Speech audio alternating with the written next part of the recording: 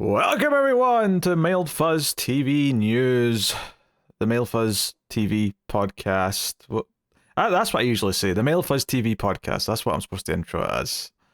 Yeah. Do you want to try that again? It's only the second one back, okay? I'm getting back into the groove. And the first one we did a few weeks ago, that was like, that was a slightly different episode. It was the preview thing because there was not really that much news. That's no excuse for your introduction line. This is the full fat first proper one of the year. So welcome. Yeah, all right. Welcome everyone for the late January 2025 edition of Mail Fuzz TV News. Connor, that's Connor, I'm Peter. I didn't say that yet. This is a train wreck. This is exactly the level of quality that they have come to expect from this. Yeah, that's fair. This is your usual level. So yes, we got a bunch of shows to talk about. I looked through the last 15 days, give or take, of news. I guess things are happening again now. Some things are happening. Not all of it's interesting, I'll be honest.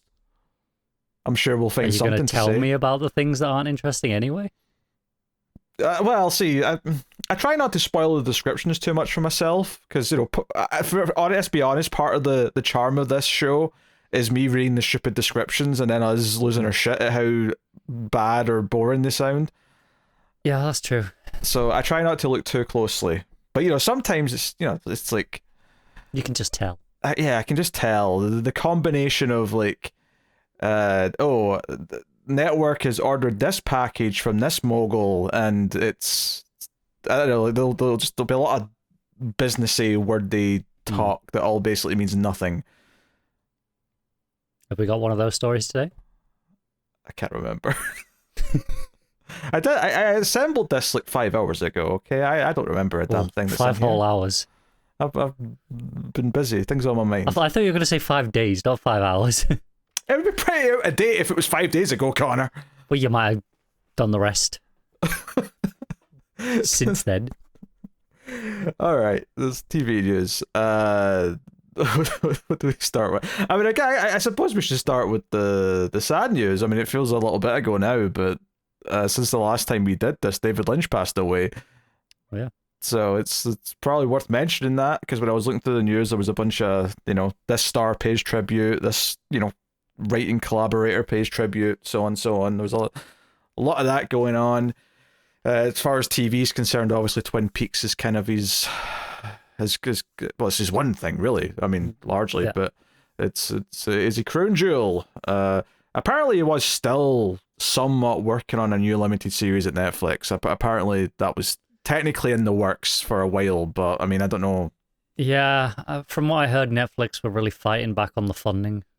I bet they regret that now. Maybe if they said yes a couple of years ago when he was more gung-ho about it, maybe something could have happened. But hey, I mean, for all the things to go out on, though, Twin Peaks: The Return was a very special experience, and if that's kind of the...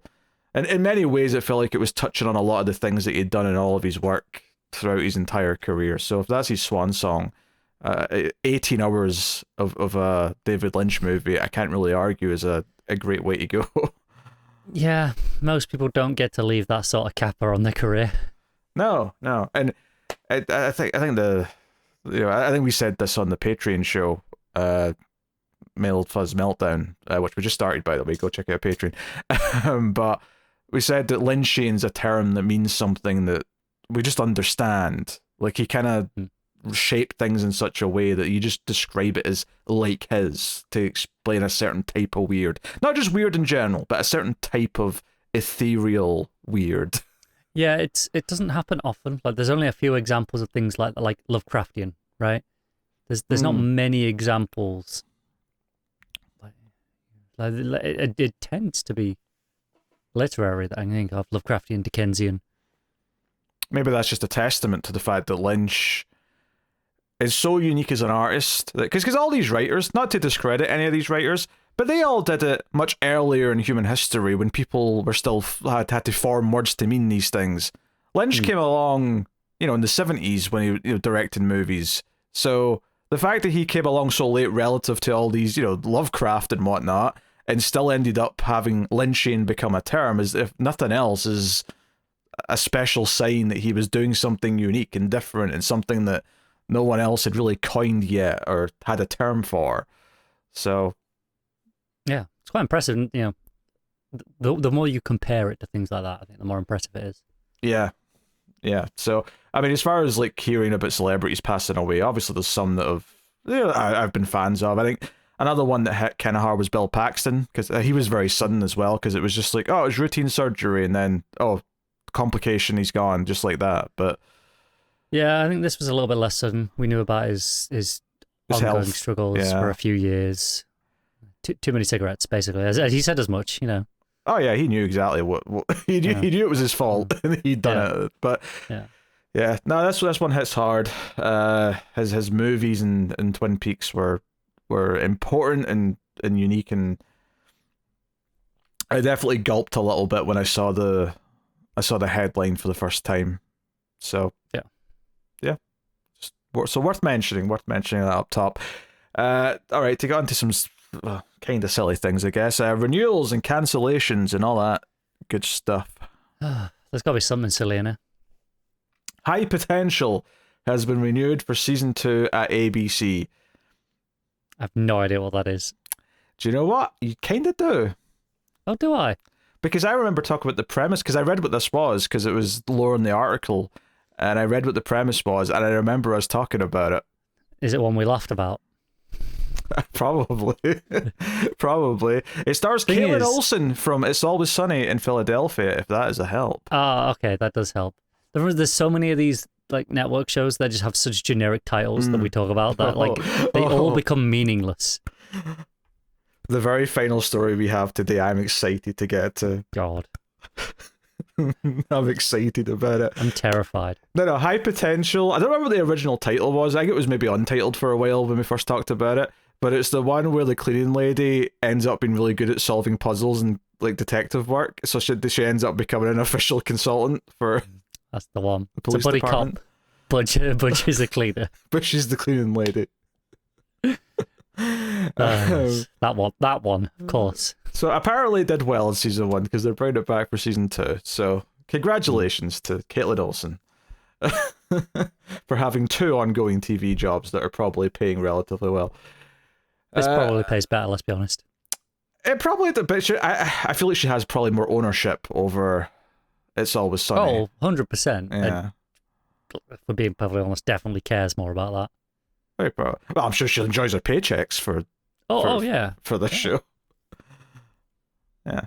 Plus, she's been doing It's Always Sunny for like 20 years almost at this point. I feel like she's probably quite excited to stretch her legs a bit and play a role that isn't Sweet D. Yes, let's go stretch our legs on network TV. Hey, she's played a character on a show where she isn't a complete lunatic. I mean, that has to feel nice. Hang on. Have you seen it? Do you know she's not? I've not seen any It's Always Sunny since like season 7, so no, I've not. No, but have you seen any of High Potential to know that she's not a lunatic in this? But it's network TV. Like I even if they say she's a lunatic, there's no way she's much of a lunatic as she is on FX. Okay, that is fair. Also, what's more Always Sunny? How are you only on season 7? Because I think when I watched it, that was what it was up to. I watched up till what was current, and then I just never came back when it started airing again. You got some of the best episodes still. I'm sure I do. I'm sure there's some great stuff. I still find myself quoting some of the things from that first chunk. Wild card baby. Can I offer you an egg in this trying time? There's some memorable stuff in there. Oh yeah, there is. Anyway, Abbott Elementary has been renewed for season 5 on ABC. That's still going. Okay. Well, didn't they just have a crossover with It's Always Sunny? Oh yeah, they did. I've not watched the current season, so I'm a season behind. So yeah. Yeah. Well, it's an episode of Abbott Elementary, not It's Always Sunny, so you'd have to. I think wasn't there one of each? I don't think so, but I mean, I could be wrong. I haven't looked into it, but I vaguely remember seeing it was going to be one of each episode. Oh really? Well, you still have to seek out the other one though. Yeah. That's annoying. Yeah, it's a bit annoying, but Yeah, the gang become teachers. Actually, I'm pretty sure that was already an episode of It's Always Sunny, but Almost certainly was, yeah. St. Denis Medical has been renewed for season 2 at NBC. Murder in a Small Town is renewed for season 2 at Fox, notably starring Kristen Crook from Smallville. Hey, she's doing okay. She is. Oh, she's doing better than Tom Welling this week. Tom Welling got arrested for a DUI. That is true, but, can a member of Smallville really be in that much trouble these days? If only one of them did something so horrific at some point in the past that almost nothing these people could do could possibly compare. Yeah, exactly. DUI, so what? In comparison. In comparison, that's very important to add the in comparison there. It is, but there is a comparison. All right. The White Lotus has been renewed for season 4 at HBO. I swear that started as a limited series. I'm sure it did, and I think it's been pretty anthology as well. It's been like an all new cast every time. I think there might be like one carryover, but it's mostly a new cast. Fair enough. So yeah, I think season 3 is actually not aired yet. This is like an early renewal for it. The Lincoln Lawyer has been renewed for season 4 at Netflix. Never noticed it on Netflix. I have never heard anyone talk about it at all. No. But fair enough.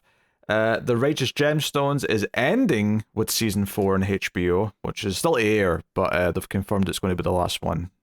I wonder if they knew that. The way they've talked about it, because the quotes from Diane McBride were that it felt like the right place to end it. So I mean, at least the way he's phrasing it, it sounds like a creative decision. Although probably it's a little bit of both. Probably it's like, hey, this is probably your last one. So I've definitely not heard as many people talk about it since. Obviously, it was. I saw a lot of talk in season 1, some in season 2, and then kind of nothing after that. Yeah. So. I only saw season 1. I'd be definitely interested in going back and watching the rest of it. But once it's all done, that might be the time for it. Frasier reboot got cancelled after 2 seasons at Paramount Plus. It's almost as if people don't care about these reboots. Yeah. I mean, the Roseanne one's getting a 7th season to wrap up. That baffles me as well. Yeah, I mean, I've heard people say it was surprisingly good, although different from the original. Although the CBS networks who produced the show did say they were going to shop it around, so it could end up landing somewhere else. On a network where it belongs. On a network, or possibly another streaming service, because why not? Sure. Teacup has been cancelled after 1 season. Don't know that one. Would you care to guess where? Teacup. If it's on Peacock, I swear to God. It is Peacock. There you go. Teacup on Peacock.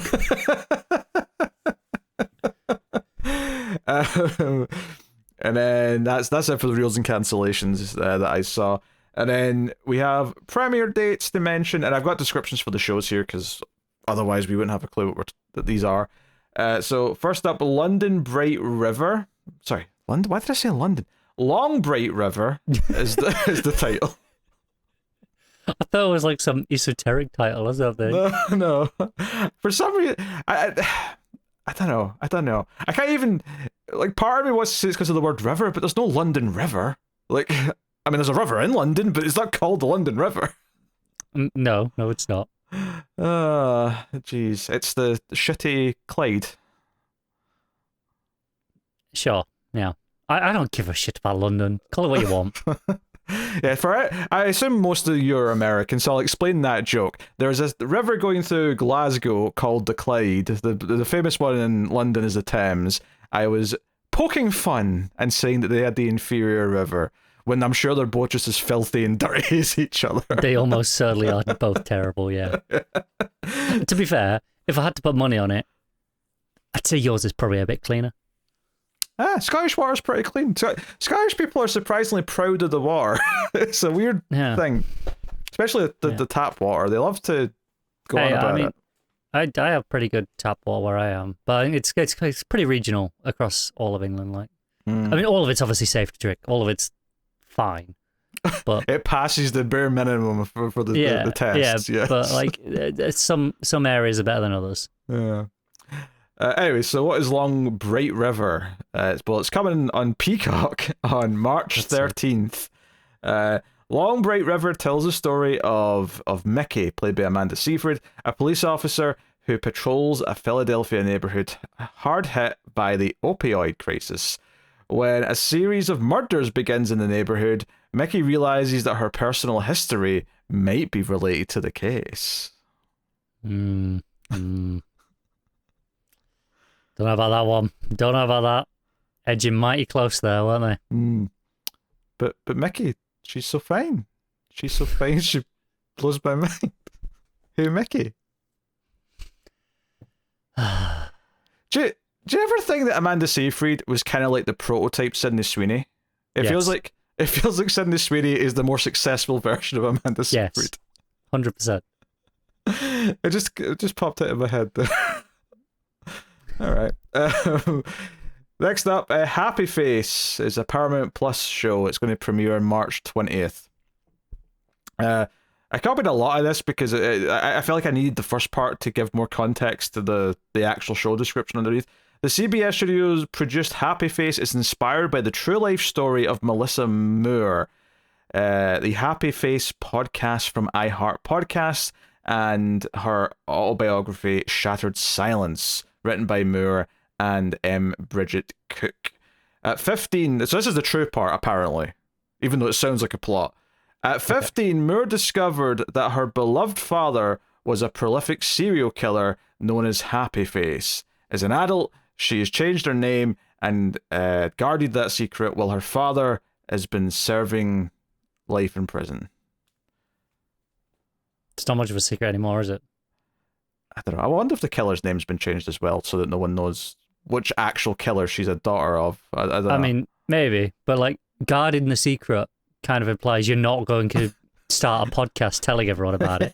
And writing a book, yeah. Yeah, and now a TV show. Maybe she suspected it was a secret for a long time and now it's like she's old enough, yeah. she's, ready to talk about it.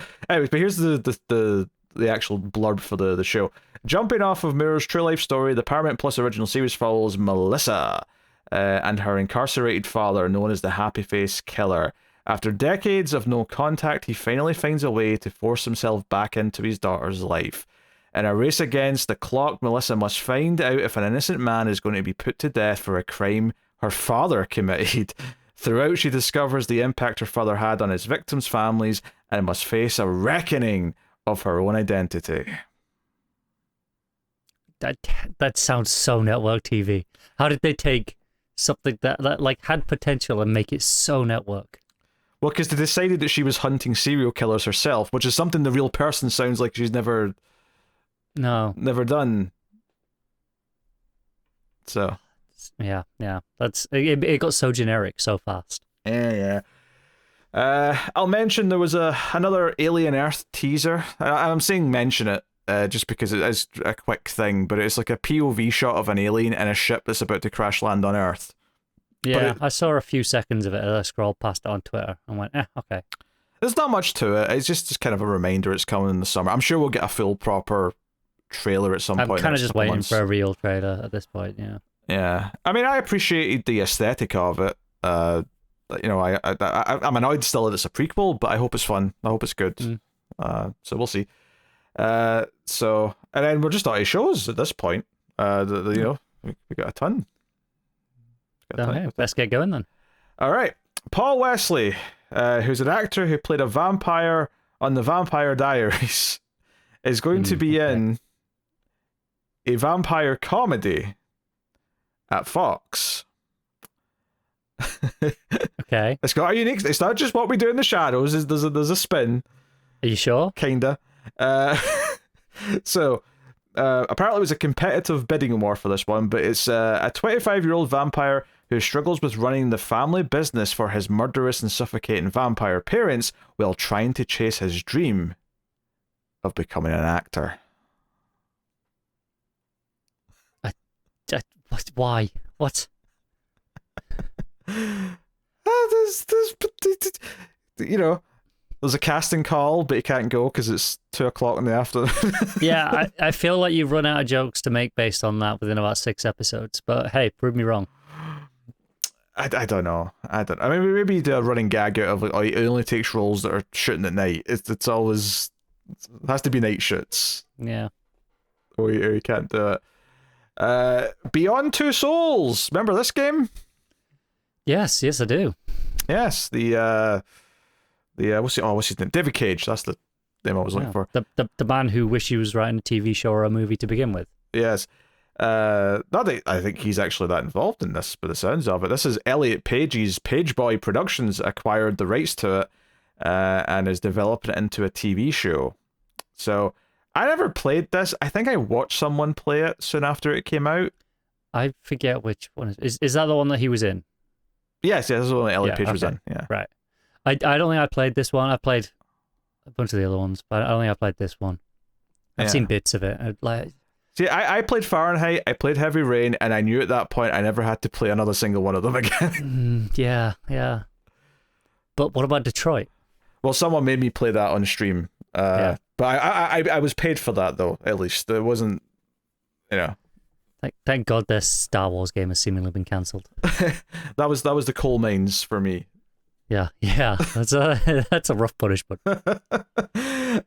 Anyway, so the game which starred Page alongside Willem Dafoe followed Jodie Holmes, a young woman with extraordinary supernatural abilities who becomes entangled in a web of government conspiracies and otherworldly forces. Connected to a mysterious entity named Aiden, Jodie must navigate both military exploitation and otherworldly threats while discovering the true nature of her powers. I feel like they phrased that like it was personal and professional lives, but it was actually like 3 different things. Yeah. While also all the same thing. Yeah, the series is now in development, expected to explore the game's non-linear narrative following Jodie's journey from government experiment to fugitive and blah blah blah. I don't know who wants this.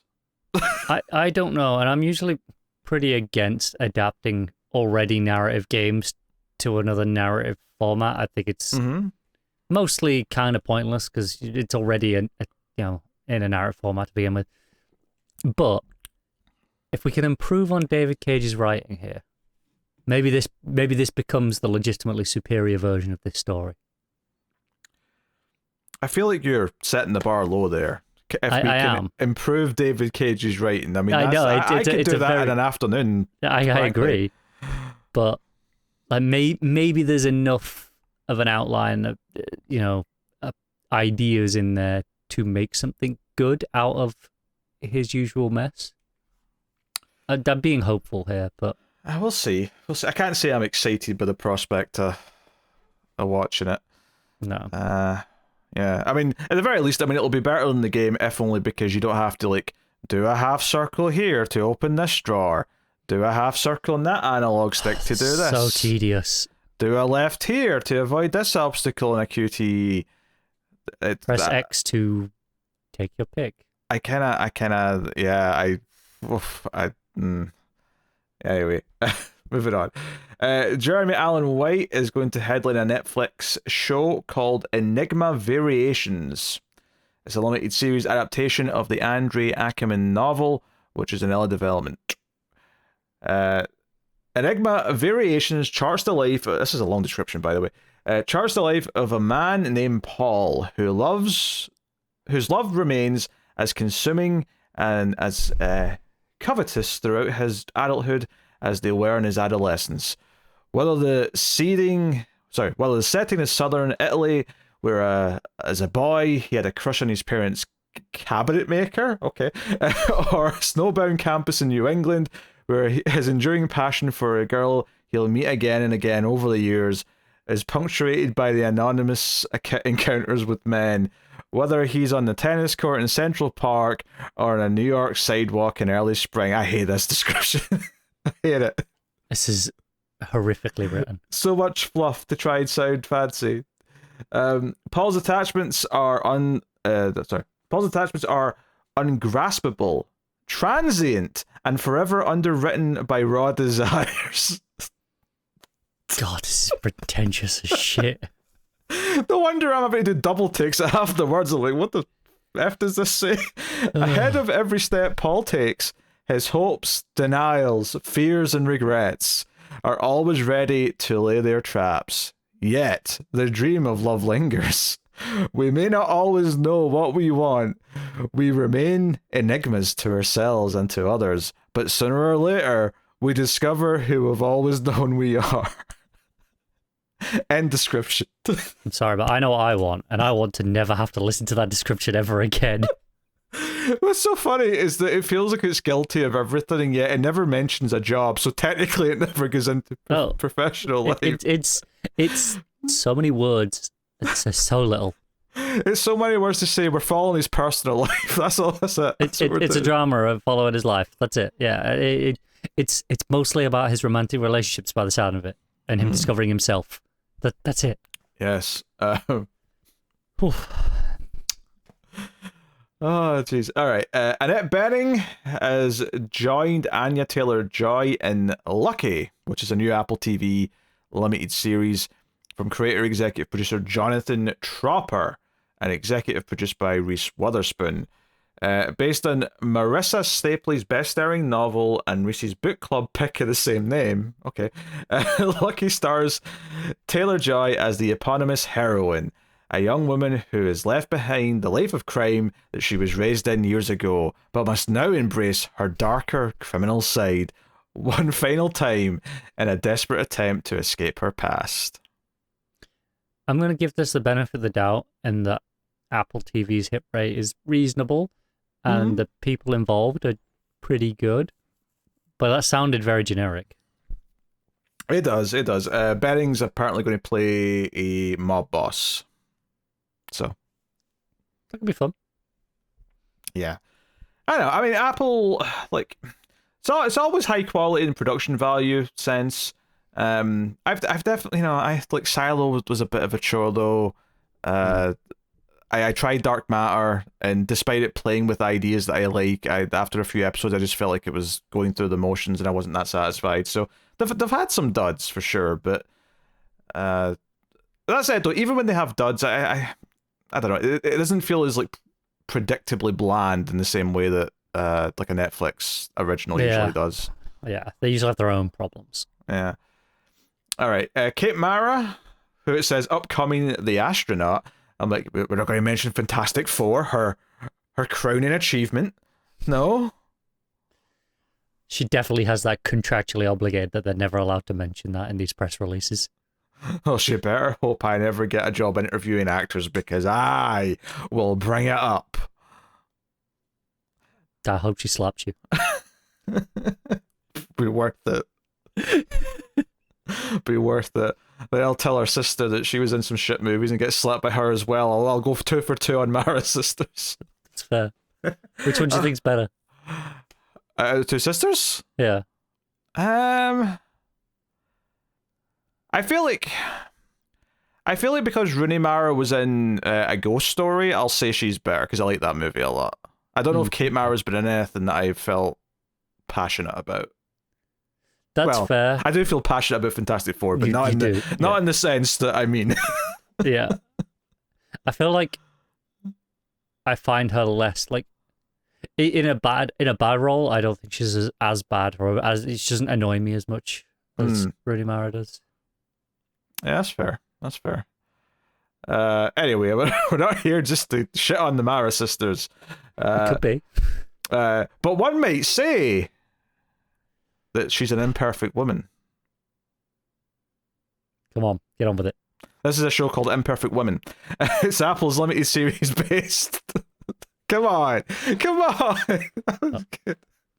No? Okay. Yeah. So, yes. Apple limited series based on the 2021 novel by Araminta Hall. Deadline is learned. While her role is under wraps, she'll star opposite previously announced Elizabeth Moss and Kerry Washington. Here's the description. An unconventional psychological thriller examining... We'll decide if it's unconventional. You know what? After all these descriptions we've had today, I'm ready for some unconventional. Let's do it. Unconventional psychological thriller examining a crime that shatters the lives of a decades-long friendship between 3 women. Imperfect Woman is described as a mystery complicated by perspective that explores guilt and retribution, love and betrayal, and compromises we make that alter our lives irrevocably. As the investigation unravels, so does the truth about how even the closest relationships can change over time. So many of these descriptions feel like they were written by AI. The only thing that I will say about this is that the word perspectives does at least give me an idea of what maybe the show might do. It might do a bit of a Rashomon style thing, possibly. It might not, but it might. Yeah, I think you're being generous. I hope it does, but I think you might be being overly generous. Yes. Okay, well, good luck, Kate. Yeah. I'm not rooting for you, but... It's a pretty... I mean, between the three of them, though, it's a pretty solid leading cast. I mean, yeah, Elizabeth Moss is a great actress, and Kerry Washington's been good in what I can recall seeing her in, so you know what, it's fine. They're both slumming it with Kate Mara, but that's okay. I'm sure they'll live. They'll get paid very, very well they'll for get through it.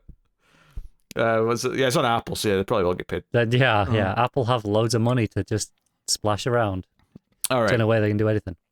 Next up, Netflix is doing a reboot of Little House on the Prairie, a 70s drama which apparently has been getting streamed a lot on Peacock recently, which is okay. Of course it has. Because there's nothing useful on Peacock, is there? They've actually not given a synopsis for Little House on the Prairie, because I think they just assumed that everyone would know what the premise of it was. And Connor, I don't have a clue what this show's about. I know it was a show. I've heard of it. I'm assuming there's a house and it's on a prairie. It might be little. You can Google it. I mean, I could. All right, fine. Let's see what IMDb says for Little House on the Prairie. Jesus. Right. What does it tell you, though, about Peacock's library, that this is the most streamed thing? Well, I don't think it's the most streamed. All right, but it's highly streamed. A lot of old people have Peacock. That is believable, actually. Okay, this is the one sentence on IMDb. The life and adventures of the Ingalls family in the 18th century American Midwest. Yeah, that sounds kind of what I was expecting for some reason. But how do you... Ingalls? How are you spelling that? Well, I've cut off that, but it was an I at the start. It was ING. Oh, okay. Yes, that's why I wasn't just in Ingalls, because it was like Ingalls. Ingalls. Ingalls. Yeah. Yeah. Well, there you go. I have nothing to say. I have nothing to add. I have no interest in watching a reboot of Little House on the Prairie. Hey, you might do it anyway. I don't. I've never had any interest in checking out the 70s version. It like the title is like it's like crafted to make me fall asleep. That's fair. It's a very boring. I don't want to. I don't talk to me about prairies. I don't want to hear about a prairie. Little houses. Who cares about those? I mean, at least I can sleep in a little house if the times are rough. I don't want to be in a prairie under any circumstances. I don't know. There might be some circumstances. Well, I can't think of any, but there might be. I mean, okay, fine. A naked woman leads me to a prairie because that's where she really wants to have sex. Fine, I'll be happy in a prairie in that circumstance, but that is it. It's a pretty good circumstance. Yeah, all things considered. It's the most ideal circumstance for anything. Yeah. Anyway.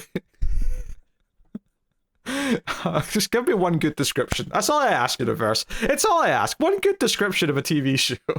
There's not going to be any. They've forgotten how to write. Well, I can't believe we're trusting Peacock to be the one to break the streak here, but Peacock has added a series pickup to the 5-Star Weekend, a drama starring and executive produced by Jennifer Garner. Before you go on, all I am thinking of is Dennis in Always Sunny yelling he's a 5-star man. Okay. That's the only thing in my head right now about this show, so yeah. It's got to top that. I feel like it's making me think of Airbnb, like a 5-star rating. Oh, it is, but because we were talking about Always Sunny earlier, it's a good moment. Okay. Yeah. The project's created by Becca Brunstetter. What a name. It's a good name. It's a good name.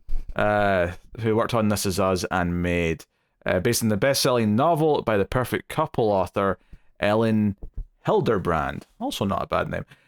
So the 5-star weekend centers on Hollis Shaw, played by Garner, a former food influencer. Oh, wait, she's retired? She was a food influencer and now she's retired? Are already influencers old enough to have retired? I mean, if you made enough money, they could retire you, I suppose. Yeah, sure, yeah. Former food influencer known for her delicious recipes, impeccable taste, and warm demeanor, who suffers a devastating loss. Oh, one. She got cancelled, huh? There we go. Unable to move forward, the death starts to expose the What death? You didn't tell the me devastating loss is a death. Oh, okay. Someone died. Okay. I didn't read it that way. I read it as she's lost her livelihood. That's what I read that as. I was like, who died? Maybe she's a ghost. Unable to move forward, the death starts to expose the cracks in Hollis's picture-perfect life. Her strained marriage, her complicated relationship with her daughter, and her growing pursuit of validation from her followers. Right, that's personal and professional because her profession is influencing on... No, it's not. She retired. No, she's still doing it. No, she retired. It's a hobby. Okay, in an effort to overcome grief and find herself, Hollis gets the idea to host a weekend away at her house in Nantucket. Nantucket. Okay. Well, now I've got that rhyme in my head.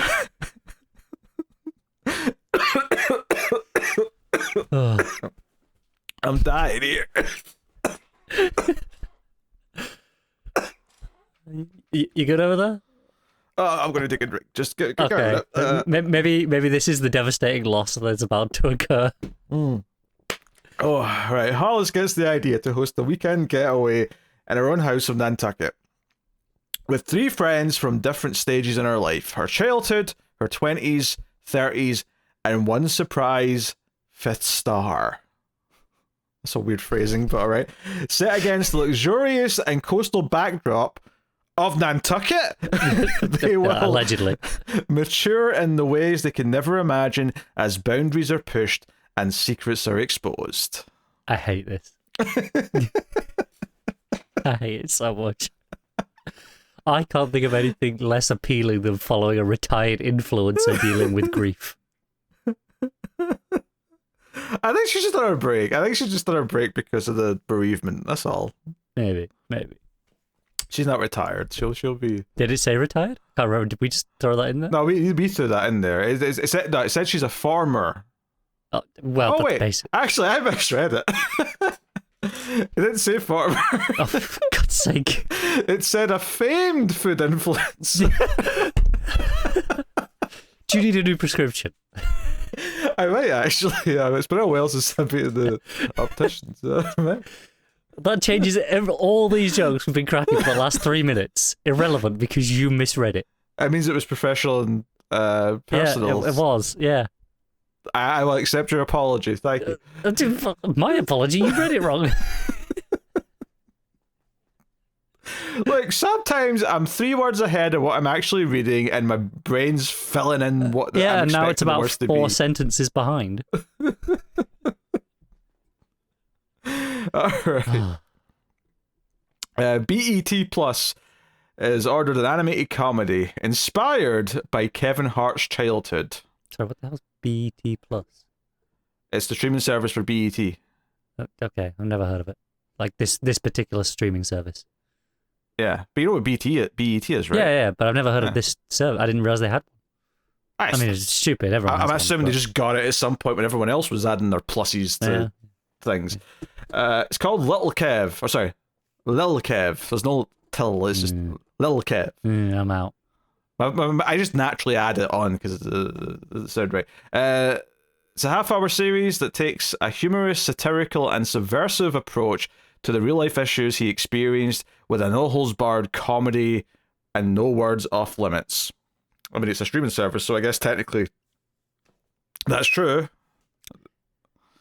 So they're going to drop the N-word, is what I'm getting there. No words off limit. Yes. Wanda Sykes has been cast to star as Kevin's hardworking and God-fearing mother, and then he's going to have an uncle played by Dean Cole. So there you go. Cool. That's the news. I don't have much to add. I'm not a Kevin Hart fan. No, me either. So not that he's going to be here, because I mean maybe he'll do like a narration or something because it's his thing. But Maybe. yeah. Okay. Next up we have the daughter of Dr. Moreau. I wonder what this is based off of. It's based on a book called The Daughter of Dr. Moreau. Okay. I wonder what that's based off. Well, I believe it's a reference to the island of Dr. Moreau. Yeah, it's... But there was a book written that this is titled. Yeah, and because the original work is out of copyright, anyone can do what they want with it. So that's just heavily inspired by. I'm sure they'll slap a credit on the screen. Yeah, they'll have to. Yeah. Deborah Moore is that a rule if something's completely in public domain and you make something based on it, is it still law that you have to give it a credit, even though you're allowed to use it? But I don't know if it's a law, but I think it's just standard practice. Yeah, it's just nice to do. Like, why wouldn't you? Costs nothing, right? Yeah. Just to be like, yeah, based off of original works. Just curious. Yeah. Like, do you think that those like bad Mickey Mouse horror movies have a thing saying based on Mickey Mouse? I don't know. Like with something like this though, it's like they're not trying to hide it, are they? I mean, neither of the Mickey Mouse ones, but like I felt that's a little bit different. Disney was a lot less happy about those, I'm sure. Oh yeah, they're fuming. They hate those things. I'm sure. This here, I feel like if you're titling it like this, it's pretty clear what your influences are. So I feel that you probably do just slap a credit on anyway, right? Yeah. Although I do wonder if there's like some, let's take Dracula. There's like some great grandson of Bram Stoker sitting there fuming every time someone does a Dracula thing and he's not getting paid for it. Wow. Them's the rules. All right. The Daughter of Dr. Moreau is a retelling of the classic Island of Moreau by H.G. Wells from the perspective of his coming-of-age daughter, Carlotta, a sheltered girl raised to believe her father is a genius. When the charming son of Moreau's patron, Eduardo, arrives in their estate, he threatens to upend the long, simmering feelings between Carlotta and the estate's overseer, Montgomery Lawton, and causes Carlotta to question everything she's been told, forcing her to reckon with some dark truths about her father and his work. Okay. I feel like I'm less interested in that than I would be just a version of, the original story. I'm trying to think if I've seen a version of the original story. I've read it. I don't know if I've seen any. But I've read it, so I'm familiar with it. I think I've seen things that are kind of inspired by it, so they're similar plots, but I don't think I've seen an actual adaptation of it. That's fair. Anyway. Well, yeah, I can't say I'm thrilled, so okay. Yeah. Prime Video have announced a Rise of the Empress. They're doing another fantasy adaptation of a book series from Julie C. Deo's book series of the same name. The Amazon MGM TV Studios comes from writers, executive producers, and co-showrunners Crystal Liu and James Wong. And then it's also executive produced by Gemma Chan. So they've got a few names in the producers and stuff that are recognizable.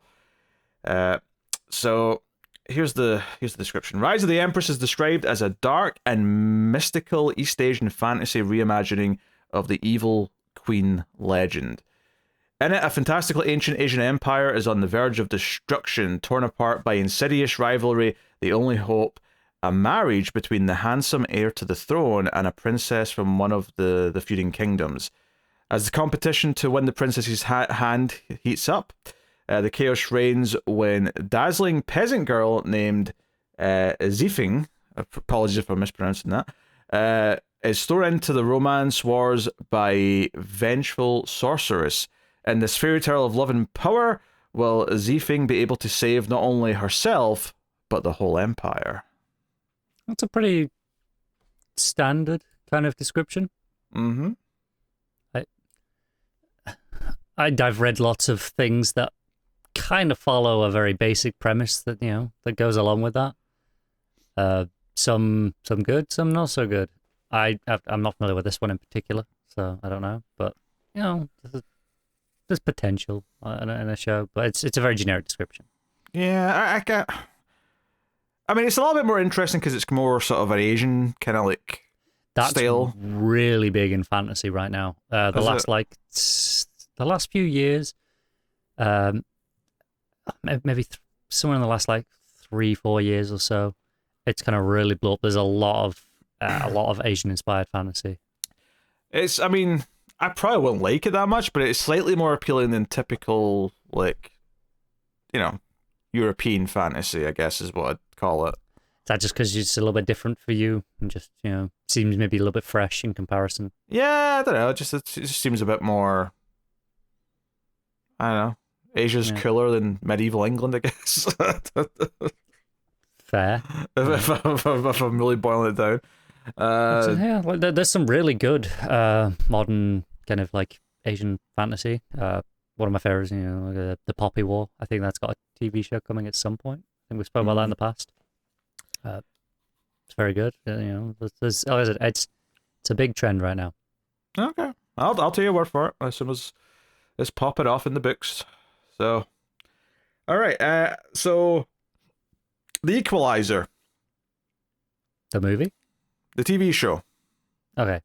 There's a TV show starring Queen Latifah as the main character, which is loosely based on the movies or connected to the movies. I don't know exactly the connection, but it's kind of spin-off potentially here. They're going to do a backdoor pilot in their next season, in episode 516. Now I don't know if that means season 5, episode 16. It kind of scares me to think this might be on season 5 because I feel like when did that happen?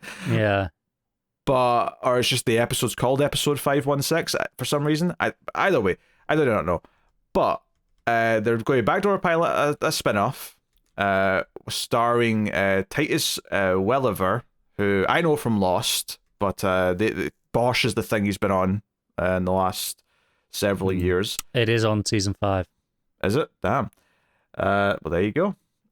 So, yeah, basically they're planning a spin-off. There's no title for it yet, but Welliver is going to play Hudson Reed, a former top CIA operative with a dark secret who is connected to Robin McCall, which is Queen Latifah's character, by an old mentor. And then we also have Juane Feliz, who's going to play Samantha Reed, who has been trained by her father to be a weapons expert, skilled martial artist, true chameleon, all while hiding a mysterious past. Yes, of course. I doubt we'll have much to say here because it's a spin-off to a show neither of us have ever watched. And but still sounds pretty generic as well. Well, we've not reached the bottom of the barrel yet, don't you worry. Oh, God, I'm so scared as to what you've got to pull out of it. Jared Padalecki, which this says is Walker star. I mean, to be fair, Walker only lasted a few years. He was on Supernatural for like 15. I feel like he's still the Supernatural guy, but sure. I was going to say, yeah, let's go with Walker. Sure, why not? But he's going to be in a new show. It's in development at CBS. It's untitled just now, but much like Walker, it takes place in his home state of Texas. So maybe that's why they said Walker, because it's got the Texas connection. But he's not playing a ranger. He's now playing a doctor. Unlike most medical dramas, which take place in a big urban hospital, this project spotlights rural medicine, which is rarely seen in TV. It centers on a headstrong, devoted country doctor, played by Padalecki, who practices his unique style of improvisational medicine alongside his new protege, a young doctor running from her past. Why is everyone running from her past? Okay, I know you're not drinking right now, but that's a new rule. If anyone's running from their goddamn past or they have a secret from their past, that's it. That's one of the rules that's been broken. Because we've had like 5 of these already today. Yes, yeah, we have. It's been bad. Harboring a secret, running from the past, any variation of that, bollocks. There you go. It's the rule. Anyway, so yes, as they operate a mobile clinic and heal the bodies and souls of the undeserved community in the medical desert of rural Texas. This is going to be terrible network trash. But that man bleeds terrible network trash, so, you know. I mean, Supernatural wasn't trash. One, you only watched like the first 5 seasons where people said it was good. There's 10 more seasons after that. Sure, but I doubt that was as bad as Walker was. Well, I don't know. We'll have to find someone who's watched both to tell us. If you've watched both, tell us. I bet Supernatural had more good seasons than Walker did. Probably, yeah. Well, okay. But it had more bad seasons. Matter of perspective. Okay. Look, even if Supernatural only had like 30% of it was a good show, that's better than the 0% that Walker had going. Hey, if that had even like 6 good episodes, it's like a quarter of the way there. Okay, well, this takes us on to the final story. Oh God, I'm scared. So Dick Wolf is at it again. God, here we go. All right. What's he cooked up this time? So he's got the FBI franchise. He's got FBI International, FBI, whatever the other one was. Most Wanted, I think it was. There's going to be another FBI spin-off. Of course there is. Can't stop him. And it might have the most comically funny generic title. Well, not even generic. It's not generic. That's actually a lie. It's not generic. But it's so inane what the title of this show is that it's left me in a state of disbelief. I remember you trying to make me guess the title for Most Wanted, and you're like, it's pretty guessable. Yeah. Is this one guessable? I don't know.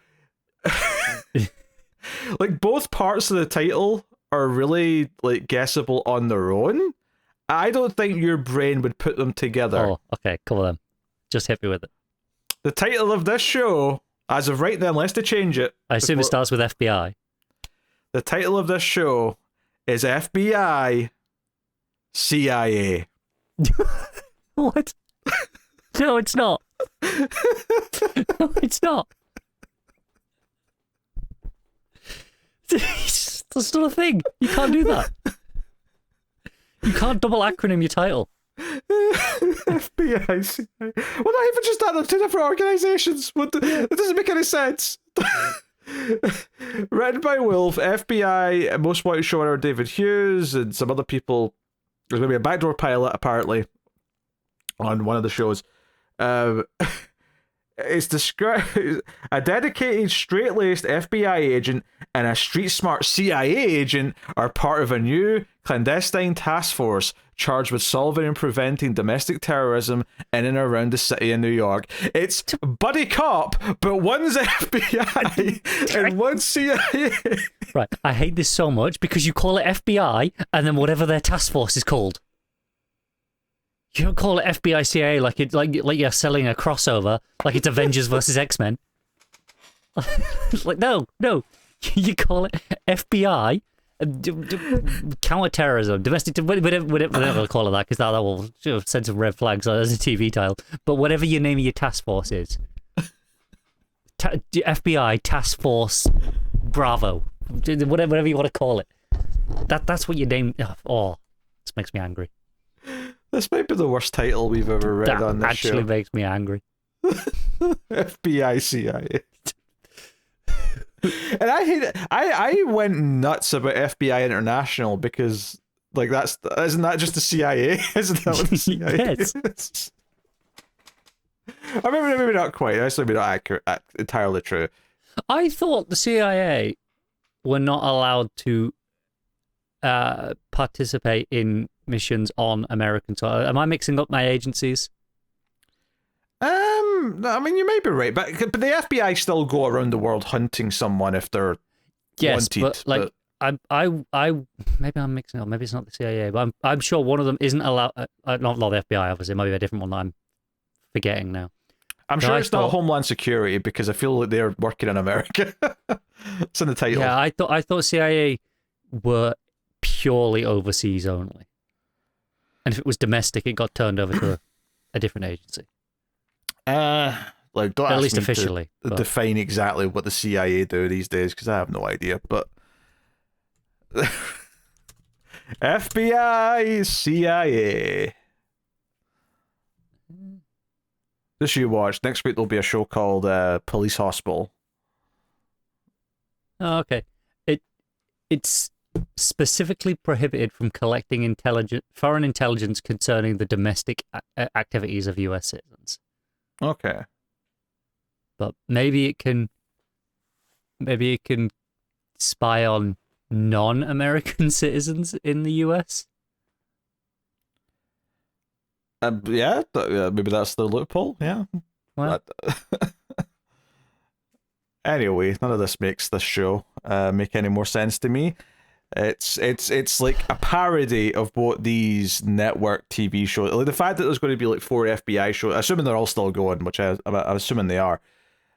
Like probably you can't stop them, can you? 4 FBI. You get Chicago Fire, Chicago Med, Chicago PD. You get the Chicago Front. Like it's all just like Chicagoverse. Yeah, there's all these like now shared universe. Like it's the NCIS verse. yes. At least some of those have ended and they've kind of like moved on to new ones, but That's true. baffling. Like at least with the Chicago ones, like they're different things, right? Like, I mean, they're hitting all the exact ones that you expect, but yeah, they but are like different. individually, they are separate. Like have their own identity as one's a medical driver, one's a police procedural, like things like that. Whereas, surely all the FBI shows are just that they're all the FBI, just doing different things, but they're all the FBI. It's closing the name, except this one, which has got the CIA as well, obviously. I can't wait till next season. FBI NBA. Aye, can't be any worse. Then there'll be the edgy spin-off, which will be FBI HBO. They'll just name it that because it's on HBO. HBO would never let themselves be tarnished like that. No, they probably would. Do you know what? Tell a lie. It'd bring in viewers, so they would. All right, well, there you go. I have to admit, that was a depressing news show because there was very little in that that batch of shows that I have any interest in watching. No, the fantasy one towards the end is the one that was like the most interesting to me, and even that was like just barely. Yeah. I mean, unless we're counting Alien Earth because the teaser, Billy. We are not counting a 12-second teaser. No. So, all right, that's the TV news, everyone. Hope you had a nice time. I'm actually generally surprised that this was all we had. I guess it was still sort of slowly ramping up over the last few weeks rather than being back at full force the entire time, because I'm expecting these to be a bit longer now that we're doing them twice a month, but that'll do it for this one, though. As far as where to go and look for other things, TV review-wise, just to sort of sum up what's going on in the channel right now, I just finished Squid Game Season 2. The last review of that is out, so we can check out that if you've been watching along those. That does mean that hopefully Person of Interest and X-Files will be back very soon. Been catching up on a few Patreon shows for the end of January, so I'm squeezing a couple in kind of last minute. So the 80s Twilight Zone's still coming, that kind of stuff. But Trek's been weekly again, so you know, plenty to look at. And of course, the big thing right now is Severance, which has now had 2 episodes back in season 2. They're doing very well on YouTube, so if you're not watching Severance and joining the discussion, might be worth you catching up because it's a really good show with lots of stuff to get into. So, and then otherwise, obviously, over in Male Fuzz Movies, the podcasts are going. Streams is on a small hiatus because Tim had to evacuate his house, so he'll hopefully be back soon. But the other shows are going along. Collector's Cut just started airport season, and the Atomic Sim Experiment's doing a bunch of different things. So, you can support the show over at Patreon, patreon.com/MaleFuzzTV. You can get bonus content and that kind of thing. But do that over there, and of course you can like, subscribe, let us know what you thought of the news items in the comments. We always appreciate it. But that is us, so thank you very much for joining. We'll see you guys next time. Keep watching TV. Have you got any vanilla.